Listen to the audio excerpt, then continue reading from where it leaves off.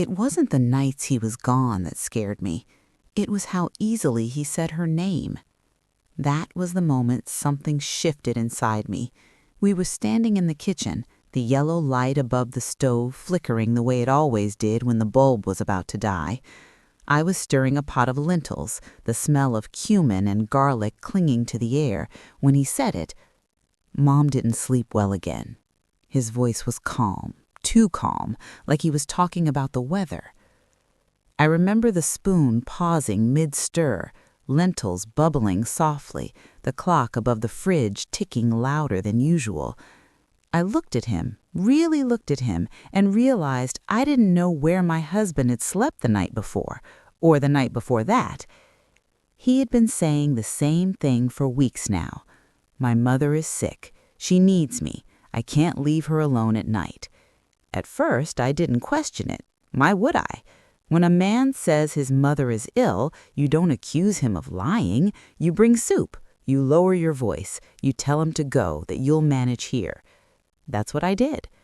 But standing there in that kitchen with steam fogging the window and my heart starting to race for reasons I couldn't yet explain, I felt something colder than fear. I felt replacement. Before all of this, my life wasn't perfect, but it was familiar, and familiar has a way of feeling safe. My husband, Rashid, and I had been married for 17 years. Not the fairy tale kind, not the dramatic kind either. Ours was the kind of marriage built on routine, shared bills, shared jokes that only made sense to us, shared silence that didn't feel heavy. We knew each other's moods by the sound of footsteps. We argued about small things, groceries, his habit of leaving the bathroom light on, and made up over tea. We lived in a modest house on a quiet street, the kind where the same stray cat slept under the same car every afternoon. I worked part-time at a tailoring shop downtown. Rashid worked for a logistics company, long hours, decent pay, nothing glamorous. Evenings were predictable. Dinner by 8, news murmuring in the background. His phone face down on the table, something I never thought twice about. His mother, Amma, lived about 40 minutes away. She had always been difficult, but not cruel, sharp-tongued, controlling in subtle ways. She believed no woman would ever be good enough for her son, and I learned early that trying to impress her was like pouring water into sand. Still, we managed. We visited her twice a month. I brought sweets. She criticized my cooking. We smiled through it. That was family. When Rashid first told me she wasn't feeling well, I reacted the way any wife would. "What happened?" I asked, worry slipping into my voice. "He's been dizzy," he said, rubbing his forehead. "Doctor says it's her blood pressure. She shouldn't be alone at night."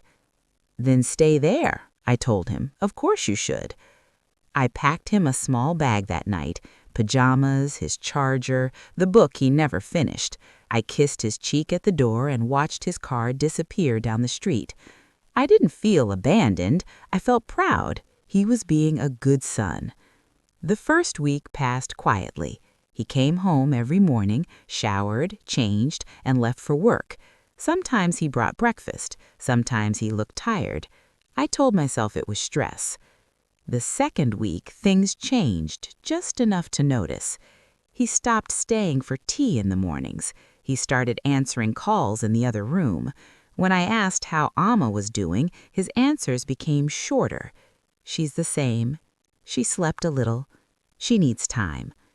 At night, the bed felt too wide.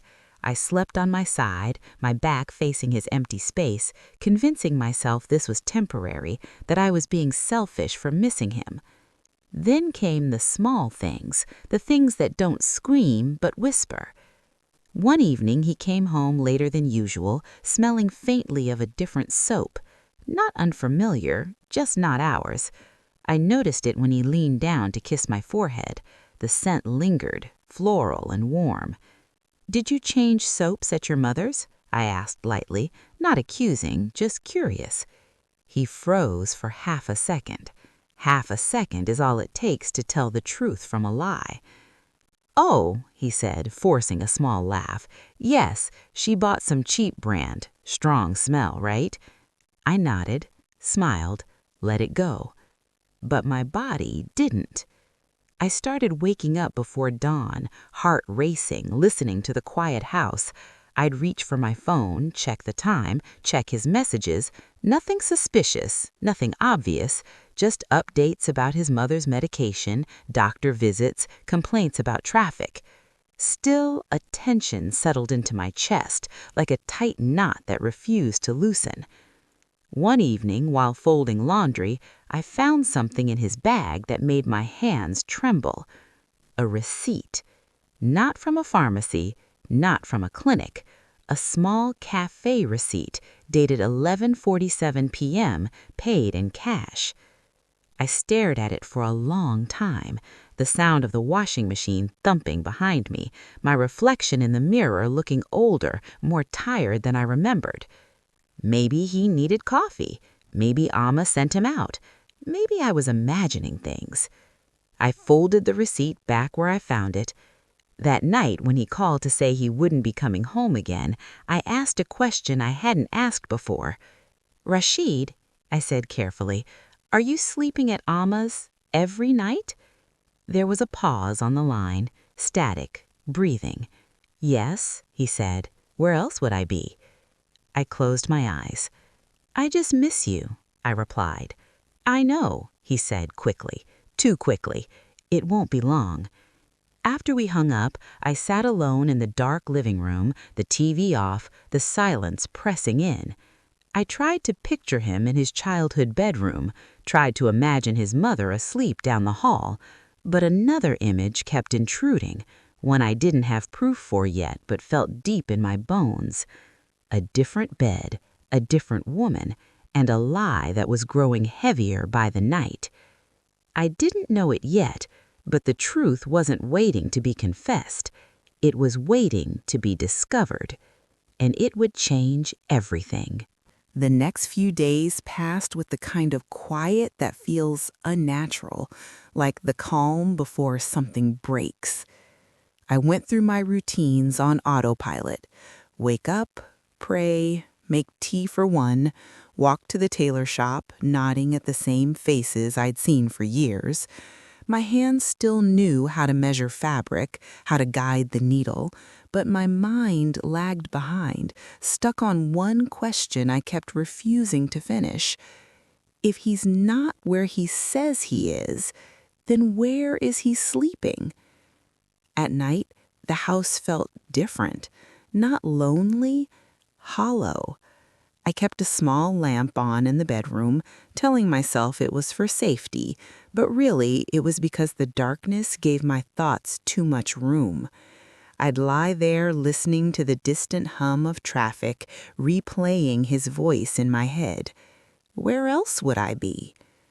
That sentence stayed with me, not because it was reassuring, but because it sounded rehearsed. I tried to reason with myself. 17 years of marriage doesn't disappear overnight. Rashid wasn't the type to flirt openly or chase attention.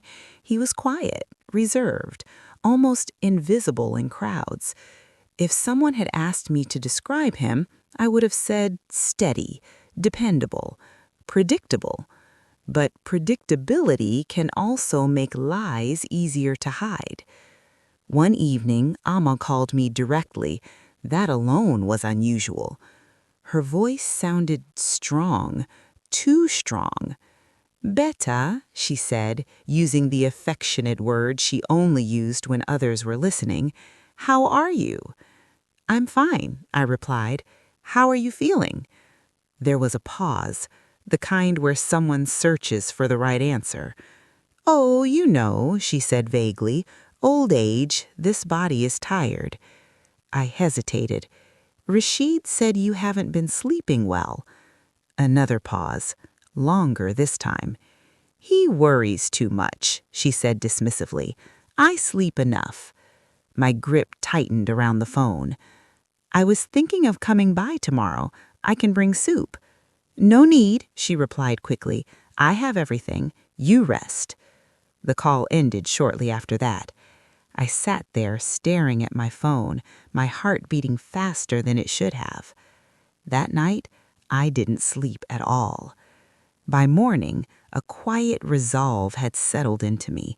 Not anger, not panic, just clarity. I needed to see for myself.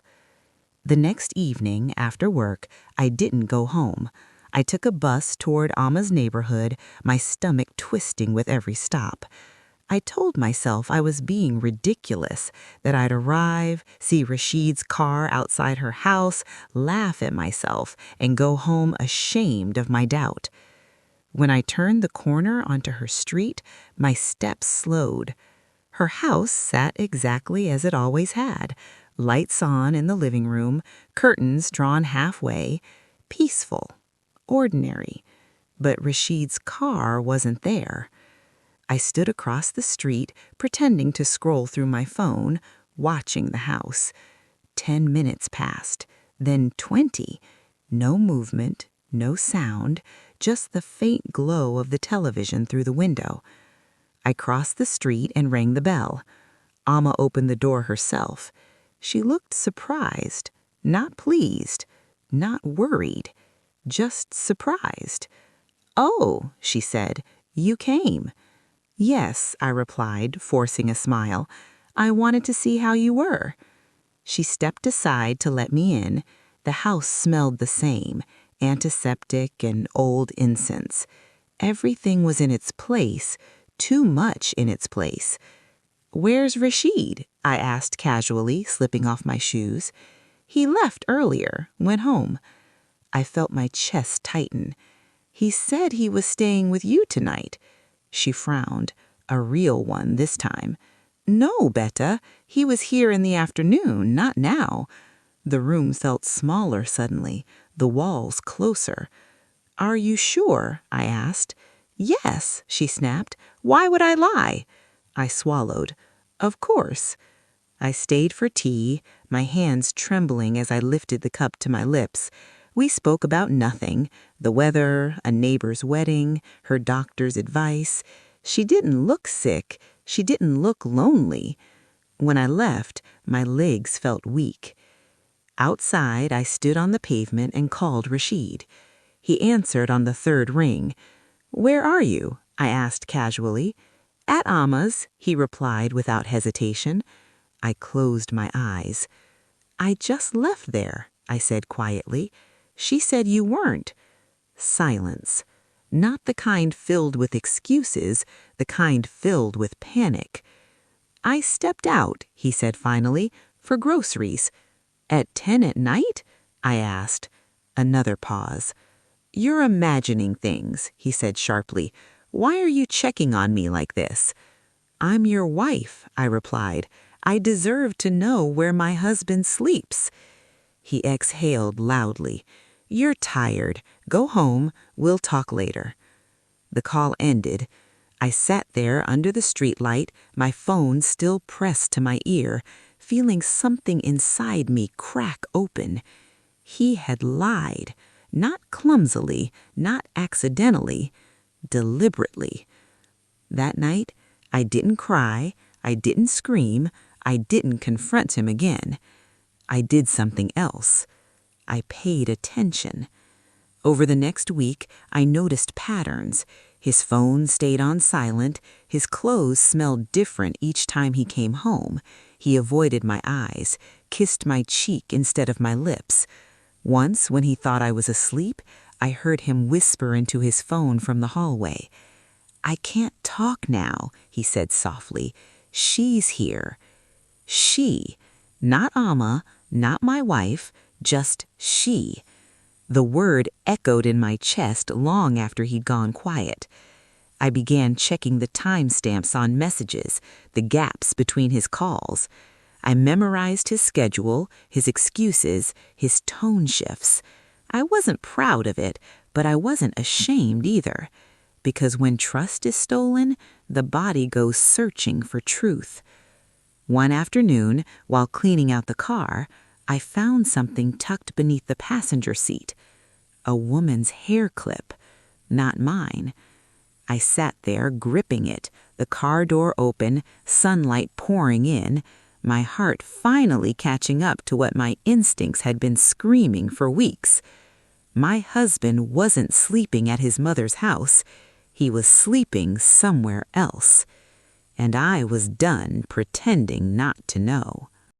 I didn't confront him right away, not because I was afraid, but because I needed to understand the shape of the lie before I tore it open. There's a difference between suspicion and certainty. Suspicion makes you restless. Certainty makes you quiet. I became very quiet. I started observing Rashid the way you watch someone you no longer recognize, the way he avoided certain streets when we drove together, the way he'd step outside to take calls even when we were alone, the way he stopped asking about my day as if my life had become background noise.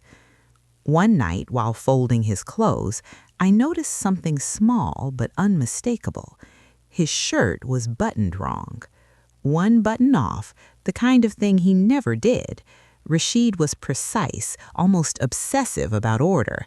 I joked for years that I could tell when he was stressed because his shirts came back from the dry cleaner untouched. I held that shirt in my hands for a long time. Someone else had touched him. Someone else had undone those buttons. The realization didn't come with fireworks. It came like a slow ache behind the eyes. That night, when he called to say he wouldn't be home again, I didn't ask questions. "I hope Amma's feeling better," I said calmly. "She is," he replied, relieved by my tone. When the call ended, I sat on the edge of the bed and made a decision. If he was lying about where he slept, I would find out where he went. 2 days later, the opportunity came. Rashid came home in the morning to shower before work. He was distracted, rushing, glancing at his phone every few seconds. He left it face down on the bed while he went to the bathroom. I stared at it. For years, I had believed that trust meant not looking, that love meant restraint. But love had already been broken. I was just stepping through the cracks. My hands shook as I turned the phone over. There was a message notification. No name, just a heart emoji. I hesitated, then opened it. "Did you sleep okay? I miss you already." My chest tightened, my vision blurred. I scrolled, messages stretching back weeks. Good mornings, good nights, complaints about me, my cooking, my questions, my presence. She's starting to notice. I don't know how much longer I can keep this up. I hate lying, but I don't know how to leave yet. Leave. The word felt like a slap. Before I could read more, the bathroom door opened. I locked the phone and placed it back exactly where it had been. Rashid came out, towel around his neck, humming softly. I watched him with a calm I didn't feel. "Did you sleep well?" he asked. "Yes," I replied. "Did you?" He smiled. "Not much. Mom was restless." I nodded. The lie slid off his tongue like practice. That afternoon, I followed him. I told myself I wouldn't, that it was beneath me, that I didn't need to see it to know it, but my body moved before my pride could stop it. I took a taxi and asked the driver to keep a distance. Rashid didn't notice. He was too busy texting, his face softened in a way I hadn't seen directed at me in months. He didn't drive toward Amma's neighborhood. He drove toward the older part of town, quieter streets, smaller apartment buildings, the kind with faded paint and potted plants on balconies. He parked outside a 3-story building. I stayed in the taxi, my heart pounding. A woman stepped out of the entrance. She was younger than me, not dramatically, but enough to notice. Her hair was neatly tied, her clothes simple but careful. She smiled when she saw him, not the polite kind, the familiar kind. They didn't kiss, they didn't rush. She handed him a bag, his bag, the one I packed. He laughed at something she said. a sound I hadn't heard in a long time. That was when it hit me. He hadn't just been sleeping there, he had been living there. I felt something inside me go numb. Not anger, not jealousy, grief. 17 years reduced to grocery bags and borrowed smiles. I told the driver to leave. That night, Rashid came home earlier than usual.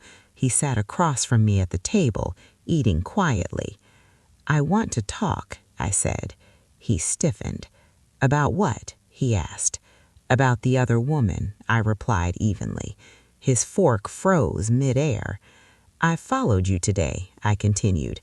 "I saw where you sleep." The silence that followed was heavy, dense, final. He didn't deny it. "I didn't mean for it to happen this way," he said eventually, eyes fixed on his plate.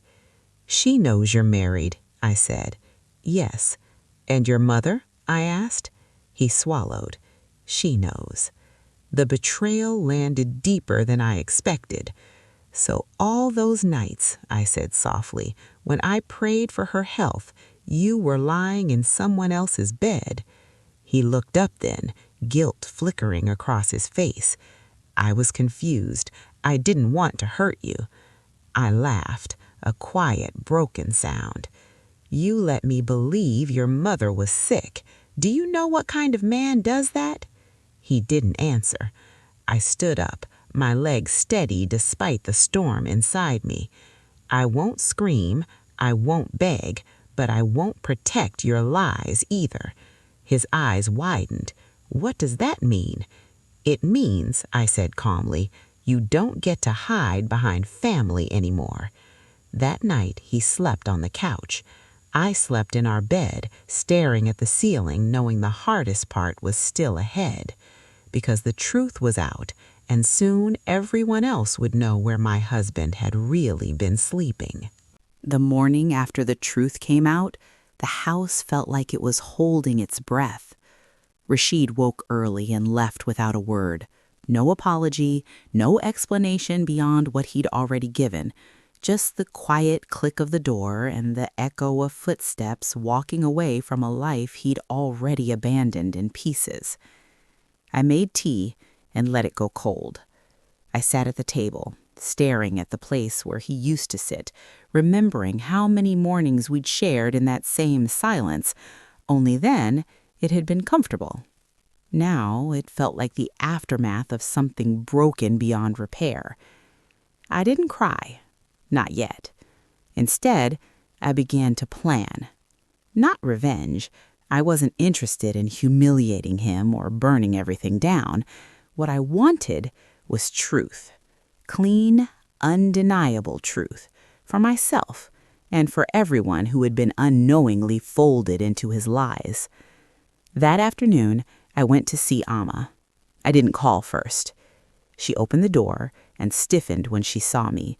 Her eyes flicked past my shoulder as if expecting Rashid to appear behind me like a shield. "We need to talk," I said. She stepped aside reluctantly. Inside, nothing had changed. The same neatly arranged cushions, the same framed photos of Rashid at different ages, his achievements displayed like proof of ownership. I sat across from her, folding my hands in my lap. "I know," I said calmly. She frowned. "Know what?"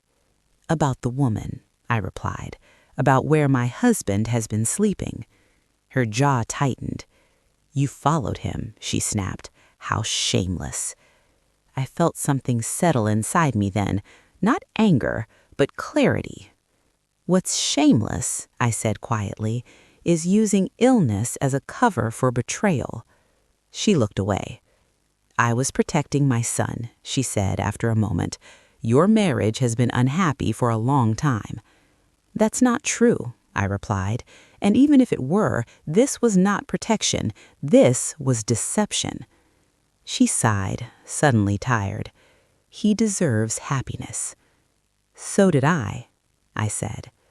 For the first time, she looked at me, really looked at me, not as an inconvenience, not as a temporary role in her son's life, as a woman who had been wounded.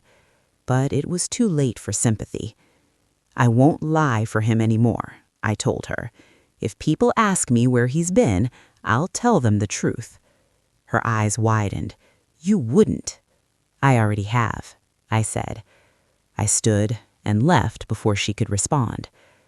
The next person I spoke to was my sister, then my closest friend. Not dramatically, not with tears or accusations, just facts. "My husband has been sleeping with another woman. He lied and said his mother was sick." Silence followed each time. Then disbelief. Then anger, not directed at me, but at him. Word travels fast in families, faster in communities built on shared history. Within days, people began asking questions. Rashid's aunt called, her voice sharp with concern. A neighbor mentioned seeing him with someone else. Even his workplace began to whisper. He came home one evening, furious. "What have you done?" he demanded, pacing the living room. "I told the truth," I replied, calm as ever. "You're ruining my reputation," he snapped. I looked up at him. "You did that yourself." He stopped pacing. "I asked you to keep this private." "I asked you to protect your lies," I said. "I won't." His face hardened. "She's pregnant." The words hit me like a physical blow. I felt the room tilt slightly, but I stayed seated. "How far along?" I asked. 3 months. 3 months. While I was praying for his mother's health, while I was sleeping alone in our bed, while I was blaming myself for feeling suspicious. I nodded slowly. "Then you should go," I said. "What?" he asked. "This is no longer your home. You've made another one. You can't just throw me out." "I can, and I am." He stared at me stunned. "You'll regret this," he warned. I met his gaze. "I already regret staying quiet." That night, he packed his things. Not angrily, not carefully, just quickly. As he walked out the door, he hesitated. "I never meant to hurt you," he said softly. I believed him, but intention doesn't erase impact. "I know," I replied, "but you did." The weeks that followed were hard, not because I missed him, but because I had to relearn who I was without the weight of his choices pressing on my chest. People talked. Some pitied me, some admired me, some quietly distanced themselves, unsure how to respond to a woman who refused to stay silent. I returned to routine slowly, took longer walks, worked extra hours, rearranged the furniture. One morning, I woke up and realized something had changed. The knot in my chest was gone, not replaced by joy, but by peace. Rashid's life unraveled in a way I hadn't planned and didn't celebrate. His family's support fractured, his new relationship strained under the weight of how it began. I didn't need revenge. Life had a way of answering lies with truth. And standing in my quiet living room one evening, sunlight pouring through the window, I realized something important. I hadn't lost my husband. I had regained myself. Healing doesn't arrive all at once. It comes in small, almost unnoticeable moments, like the first morning you wake up without dread sitting on your chest, or the first time you laugh and realize it wasn't forced. For me, healing began quietly, without ceremony, without anyone announcing it had arrived. It began with space. The house, once filled with Rashid's habits and expectations, slowly became mine again. I moved his chair away from the window where he used to sit scrolling through his phone. I replaced the heavy curtains with lighter ones that let the morning sun spill across the floor. I stopped cooking meals meant for two and started making what I wanted. Simple food, warm and comforting, without worrying whether it pleased anyone else. At first, the silence felt loud, but over time, it softened. I began to sleep through the night. Not perfectly. Some nights my mind still wandered to the years I'd invested, the future I'd imagined, but the panic was gone. I no longer woke up reaching for someone who wasn't there. Instead, I reached for myself. Friends checked in, some awkwardly, some fiercely. My sister came by on weekends bringing gossip and pastries, filling the house with noise when it felt too empty. At the tailor shop, my coworkers didn't ask questions. They just let me work, let my hands stay busy while my heart caught up. One afternoon, I ran into Rashid unexpectedly. I was at the market selecting tomatoes when I heard my name. I turned and saw him standing there, thinner than I remembered, his eyes shadowed. He looked older, tired in a way that sleep doesn't fix. "Can we talk?" he asked. I hesitated, then nodded. We stood near the fruit stall, strangers passing between us, the smell of ripe oranges hanging in the air. "She left," he said quietly. I didn't ask who. "She said she couldn't trust a man who lies to his wife," he continued, his voice bitter. "My mother barely speaks to me now." I listened, not cold, not warm, just present. "I lost everything," he said. I looked at him then, really looked at him, and felt something I hadn't expected. Compassion. Not the kind that invites someone back into your life, but the kind that acknowledges shared humanity. "I'm sorry," I said, and I meant it. But those were consequences, not accidents. He nodded, eyes lowered. "I thought I could manage it all, keep everyone happy." "That's the lie you told yourself," I replied. He swallowed. "Do you think we could ever—" "No," I said gently, "but I wish you peace." He looked surprised, then relieved. We said goodbye, and I walked away without looking back. That night, I sat by the window, watching the street lights flicker on, reflecting on how close I'd come to losing myself and someone else's choices. I thought about Alma, how fear had driven her to protect her son at any cost, even another woman's dignity. I thought about the unnamed woman carrying a child into a story built on deception. I hoped she found strength. Mostly, I thought about myself, about how easy it is to silence your instincts in the name of love, how dangerous it is to confuse patience with endurance. I didn't emerge from this untouched. There were scars, quiet ones. Trust didn't come easily anymore. I asked questions now. I listened when something inside me whispered instead of waiting for it to scream. But I was stronger. Months passed. I redecorated the house fully, painted the walls a soft cream, bought a new bedspread. Small acts, but meaningful. I started taking evening walks again, breathing in the familiar smells of the neighborhood, feeling grounded in my own skin. One morning, as I stood in the kitchen making tea, I caught my reflection in the window. I looked steady, not hardened, not broken, whole. That's when I understood the lesson I hadn't known I needed. Love should never require you to disappear. If someone asks you to doubt your reality, your instincts, your worth, that isn't love. That's control dressed up as concern. And illness, family, duty, none of them should ever be used as weapons to excuse betrayal. I didn't get the ending I once imagined, but I got something better. I got truth, I got dignity, I got my life back. Sometimes, late at night, when the world has finally gone quiet, I still think about how close I came to losing myself without realizing it.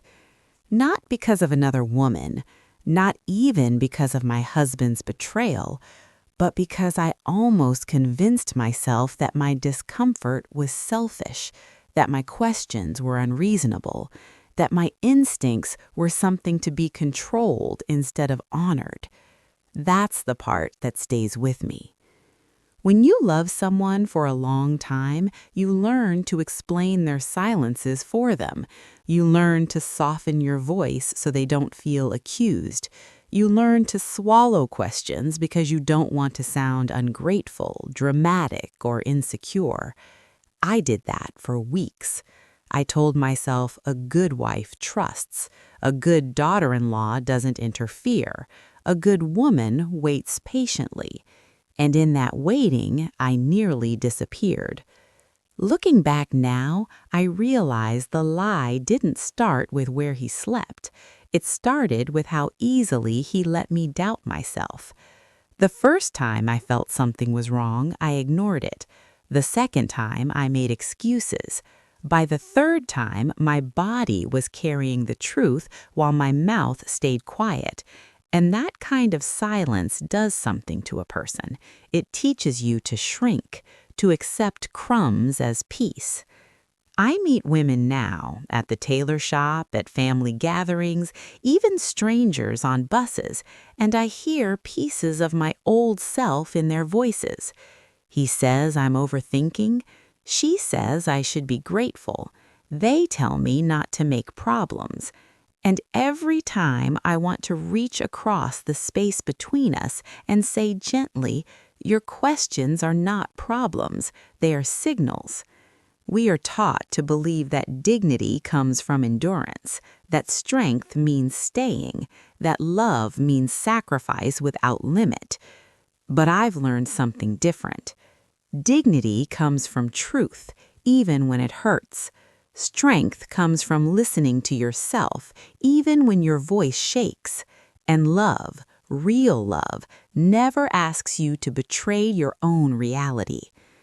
When Rashid told me his mother was sick, I believed him because I trusted the man I married. When I discovered the lie, it wasn't just my marriage that cracked, it was my understanding of myself. Who was I if I could be fooled so easily? That question haunted me for a long time. But eventually, I found the answer. I was someone who loved deeply, someone who gave generously, someone who trusted because she believed people were capable of honesty. Those were not weaknesses. They were qualities just misplaced in the wrong hands. I didn't leave that marriage feeling victorious. I didn't walk away with applause or instant happiness. I left carrying grief, anger, confusion, and a quiet shame that didn't belong to me. But I also left with something I'd lost slowly over the years, my self-respect. I stopped explaining my boundaries.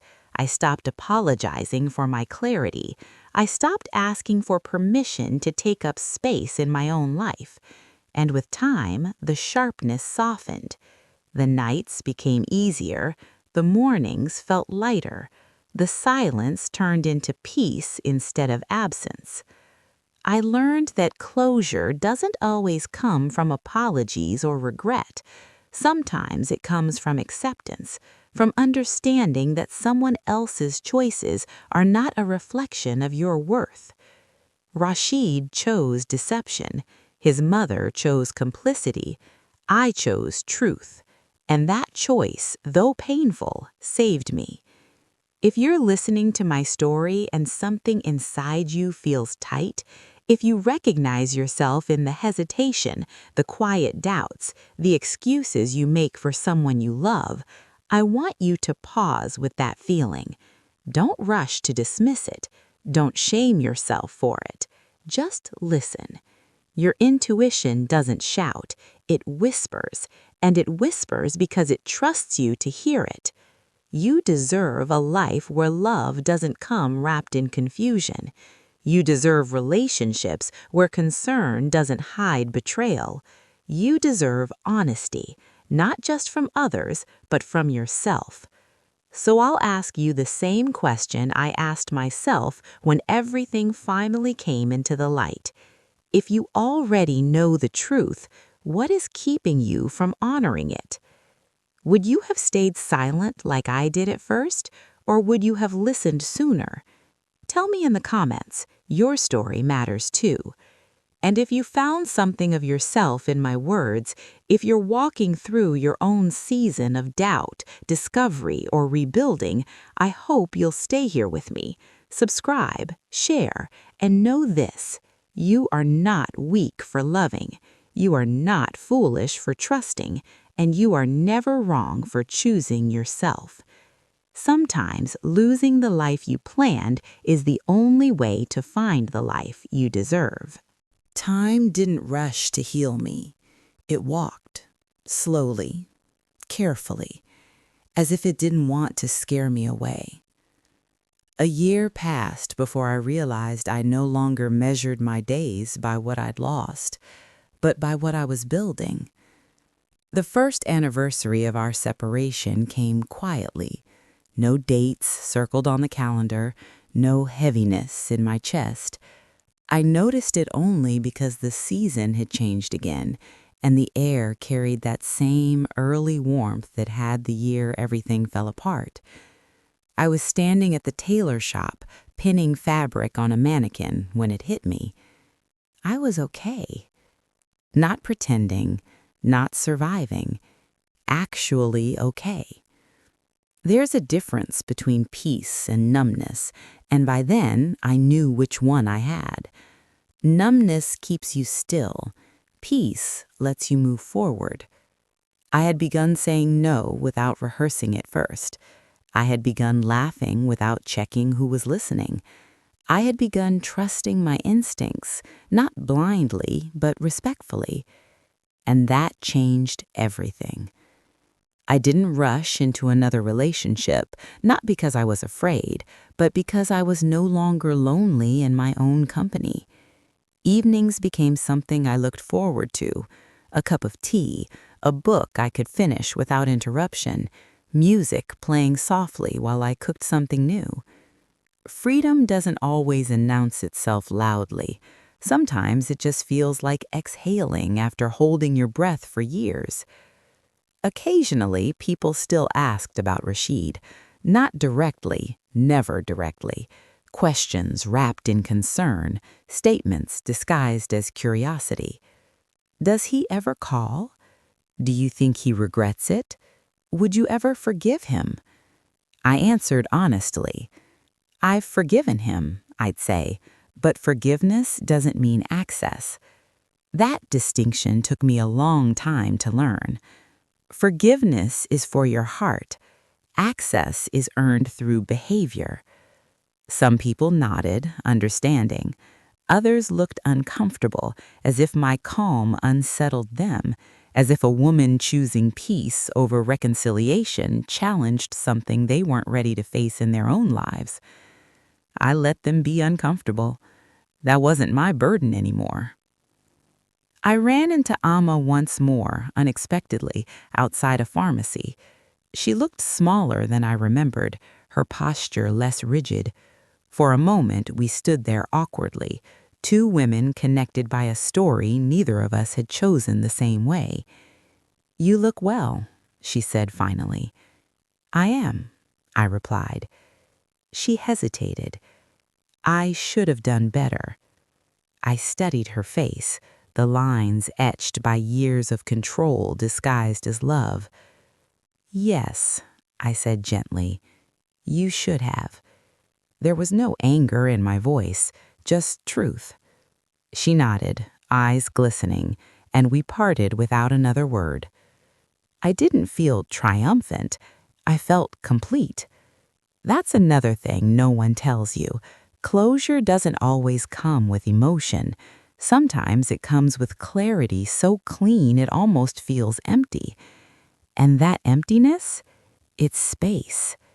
Space to redefine yourself without someone else's expectations crowding the room. I filled that space slowly. I took a short course in advanced tailoring and began taking private clients. I saved money without asking permission. I redecorated again, not because I needed change, but because I could. And somewhere along the way, I stopped introducing myself as someone's wife. I was just me. There were still hard days, days when a song played in a shop and pulled me backward, days when I saw couples laughing and felt a quiet ache. Healing isn't erasing memory, it's learning how to live alongside it without letting it steer. What surprised me most was how many women found their way to me after my story became known. Friends of friends, cousins of coworkers, women who sat across from me, hands folded tightly, telling me pieces of their lives they hadn't yet told themselves. He says I'm imagining things. They say I should stay for the children. I don't know if I'm strong enough. I never told them what to do. I just listened. Because that's what I wish someone had done for me before the betrayal grew so big it collapsed my life. I learned then that our stories don't end when the betrayal is exposed. They end when we stop abandoning ourselves.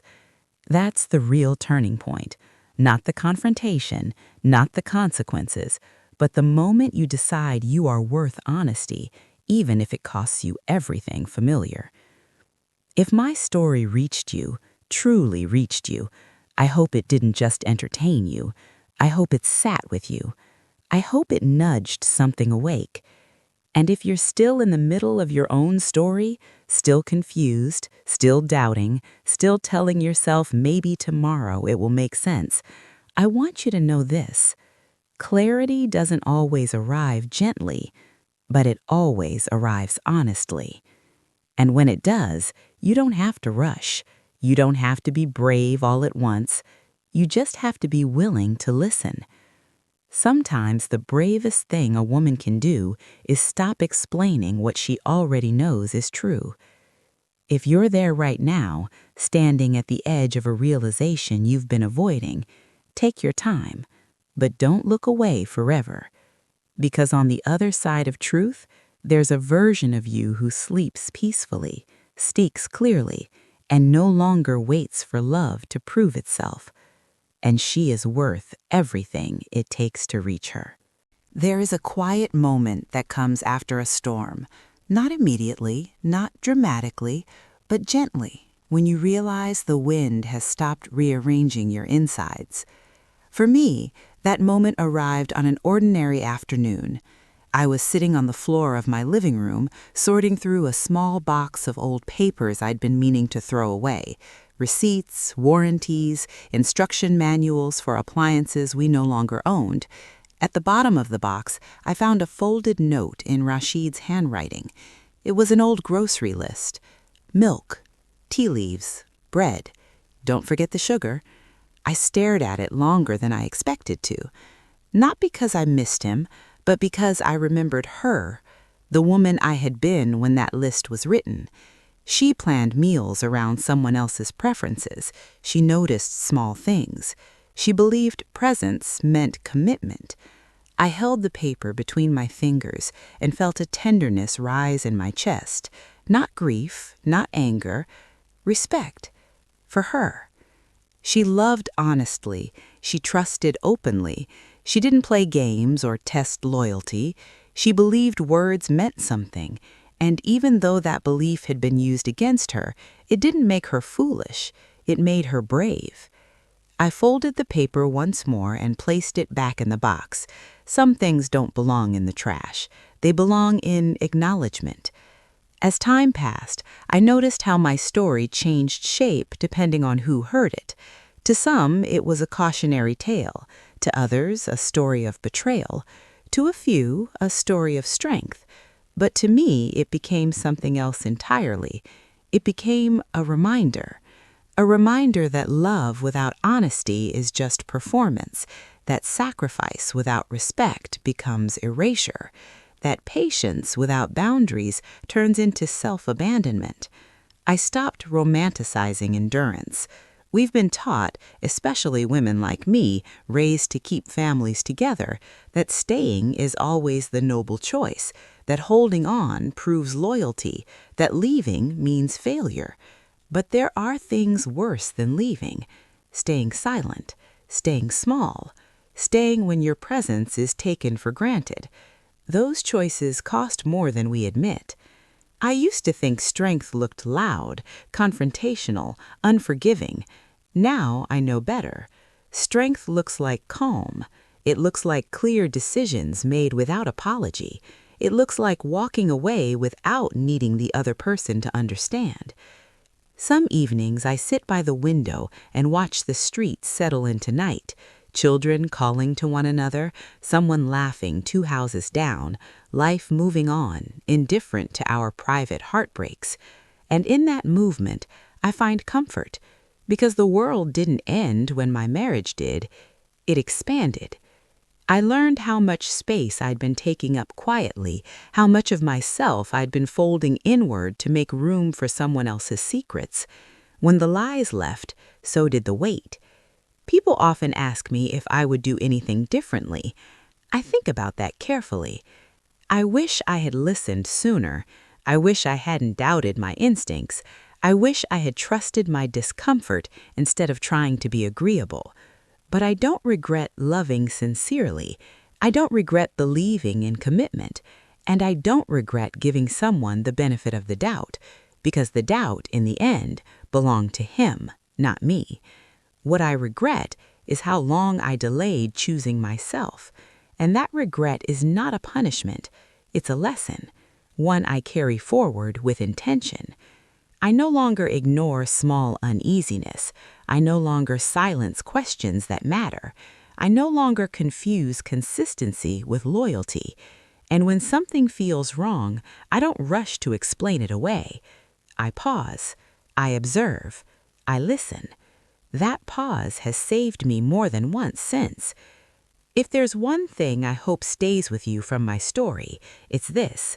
You do not need proof to honor your intuition. You do not need permission to ask for clarity. You do not need to wait until the damage is visible to others before you take it seriously. The truth often reveals itself quietly, in pauses, in inconsistencies, in the way someone avoids your eyes when you ask a simple question. Pay attention to those moments. They are not coincidences. They are invitations to choose awareness over comfort, honesty over habit, yourself over silence. And if choosing yourself means stepping into the unknown, let me tell you something from the other side of that fear. The unknown is not empty. It is full of possibility, full of peace, full of the version of you that no longer needs to beg for honesty or wonder where love sleeps at night. That version of you is waiting, patiently, quietly, with open hands. All she needs is for you to say yes. So if you're listening to my voice right now, sitting somewhere familiar but unsettled, asking questions you've been afraid to finish, know that you are not alone, and you are not imagining it. Trust yourself. Your life will make room for the truth the moment you stop running from it. There is a kind of strength no one applauds. It doesn't announce itself. It doesn't demand to be seen. It settles into you slowly, like bones knitting back together after a fracture you hid for too long. That was the strength I carried forward. Not the kind that argues loudly or proves a point, but the kind that no longer needs to. I noticed it one morning when I received a message from someone I barely knew, a woman I'd met once at a family function years ago. She wrote, "I heard what you went through. I'm in something similar. I don't know how to leave." I stared at the message for a long time before replying, because I remembered that place, that terrible in-between, where you're not being hit, not being screamed at, just quietly erased. I wrote back slowly, "You don't have to leave today or tomorrow. Just don't stop listening to yourself." She replied with a heart. That was all, but it stayed with me. It made me realize something important. Stories don't end when the pain does. They echo. They move. They find their way into other lives at the moment they're needed. And maybe that's why I've told mine. Not to be admired, not to be pitied, but to be useful. Because there are women who will never be believed when they say something feels wrong, women whose husbands don't come home, whose answers don't add up, whose questions are met with irritation instead of reassurance, women who are told, "You're imagining things," women who are told, "Be patient," women who are told, "Don't destroy your home over suspicion." I was one of them. And if I could sit beside you right now, wherever you are, listening quietly, I would tell you this: suspicion doesn't destroy homes, lies do. Asking questions doesn't break marriages, avoiding answers does. And choosing yourself is not an act of cruelty, it is an act of survival. I've learned that love doesn't need constant defense. When it's real, it explains itself willingly. When it's honest, it doesn't hide behind excuses or family obligations or sickness that conveniently appears at night and vanishes by morning. I trusted Rashid because I believed trust was my duty. Now I understand. Trust is a gift, not an obligation, and gifts can be withdrawn when they're abused. There are still moments when a memory surfaces unexpectedly: a street we once drove down, a restaurant where we shared a quiet meal, a song that plays somewhere public and reminds me of a version of us that once felt safe. When that happens, I don't fight it. I let the memory pass through me, not to reopen wounds, but to acknowledge that something real once existed, that my heart wasn't foolish, that it simply outgrew the place it was planted. That understanding has brought me more peace than denial ever could. I don't hate Rashid. I don't wish him harm. I don't replay arguments in my head or imagine different endings. I let him be what he chose to be, and I let myself be free of that choice. Freedom, I've learned, isn't dramatic. It's waking up without needing to check someone else's phone. It's speaking without rehearsing. It's trusting your body when it tightens instead of telling it to calm down. It's dignity returning quietly. And dignity changes how you walk through the world. I stand straighter now. I speak slower. I listen more carefully, especially to myself. If there's one thing betrayal taught me, it's this: your life is not meant to be lived in confusion. Love should not require investigation. Commitment should not require surveillance. And honesty should never feel like a privilege you have to earn. So if you are still living in the shadow of unanswered questions, if nights feel longer than they should, if explanations feel rehearsed, if your intuition keeps tapping you on the shoulder, don't silence it. Sit with it. Because clarity is not your enemy, it is your ally. And whatever truth you find, I promise you this: you are stronger than you think, even if you don't feel brave yet. Bravery doesn't come first. Truth does.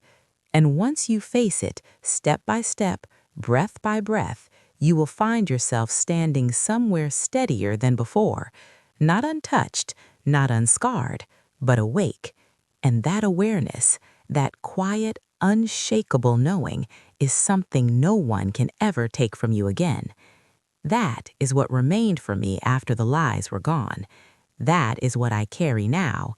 And if my story has walked with you through even a small part of your own, then it has done exactly what it was meant to do. There is a moment, long after the questions stop echoing, when you realize the story has settled into your bones. Not as pain, not as anger, but as understanding. That's where I am now.